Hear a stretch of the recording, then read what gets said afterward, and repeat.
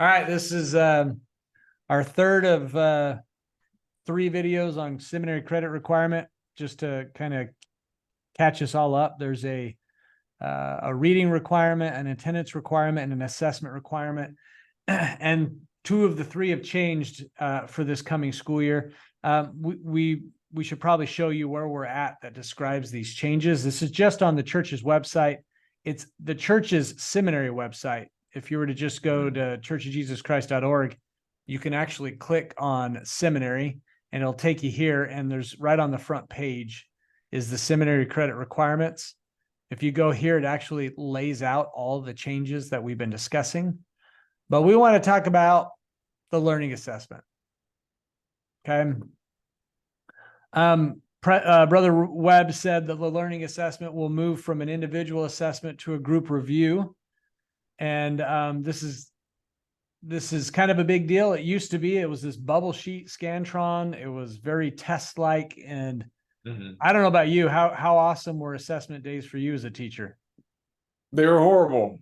It was actually like assessment week, because Yeah. you'd have a review and then you'd have the assessment, then you'd have makeup days, and there was papers all over the place. It was terrible. I'm trying to find what that looks like. That's the study guide. Now we'll go back to this. So we'll just describe this change, and it's actually in the back of the curriculum. When you're looking at your lessons, it's there. It used to be a 32 question multiple choice. There was 28 multiple choice, and you had to fill in bubbles on a Scantron, and then there was 4 short answer. That's what the assessment used to be, and they had to pass it with 75% or better. Well, now we're going to a much more doctrinal mastery based assessment that has moments where you fill in some blanks on keywords.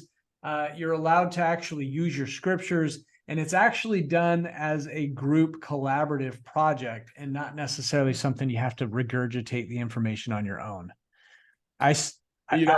Go ahead. It should really just be a kind of a natural cherry on top of the doctrinal mastery experience you've been having all year. Here we go. Here's an example. This is this last semester. Perfect. And so it should be the case that because of the consistency of your doctrinal mastery experiences, we're doing them every week. Your monthly kind of self-assessments that the students are doing. This is just kind of the natural year ending, let's put a bow on it experience that we're going to have as a class. Right. Some of these are just your help. You're just matching the reference to the key phrase. You're filling in missing words. And then this is the best part, is you're going to actually use the doctrinal mastery passages from the semester to kind of address these issues, and then to write about how you would help somebody act in faith and have an eternal perspective. And it's really great. They do it as a group. Okay. Some of the changes are, it is a collaborative approach, so you can put them in groups to do it. I saw some teachers putting them in pairs or small groups. I had some teachers doing it as a class altogether. Doesn't matter. Credit is given to all students present at the assessment. And I think that's maybe a little bit of a change that we need to pay attention to, right?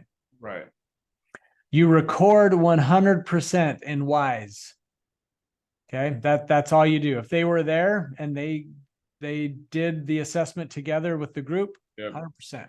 That's all we're worried about. If they need to make up the assessment, you give them the same page, tell them to take it home, and they can do it with others. They can do it with the teacher. They can do it with their family. Their parents. Yep. And when they bring it back in, they get 100% credit. Okay. I feel like this is an important change, mainly because it's going to be much more family focused, and it's going to be that we're supporting them in their efforts so they can do that. Okay. Anything else you want to add to that?